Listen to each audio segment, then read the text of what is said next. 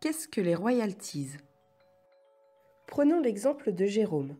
Jérôme a créé sa société informatique où il conçoit et développe des logiciels au service des entreprises. Aujourd'hui, pour se développer, il a besoin d'embaucher au minimum 2 personnes supplémentaires.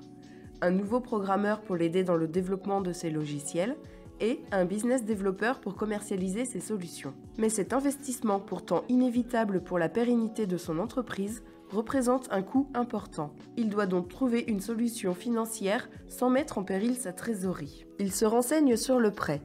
Mais le retour sur investissement des 2 nouveaux postes ne sera pas suffisamment rapide pour faire face aux échéances mensuelles. Pourquoi ne pas faire entrer des personnes au capital de sa société? Cette solution potentiellement efficace peut être juridiquement compliquée à mettre en place. De plus, il ne souhaite pas diluer son capital et rester maître de son entreprise.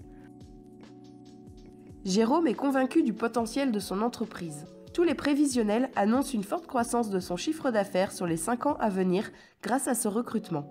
Il faut trouver une solution qui s'accorde avec ce développement. Cette solution, ce sont les royalties. Que vous soyez un particulier, une entreprise ou encore une holding, vous avez la possibilité d'aider Jérôme en investissant dans son entreprise. En contrepartie, il vous reversera des redevances trimestriellement, appelées royalties, qui correspondent à un pourcentage de son chiffre d'affaires réalisé.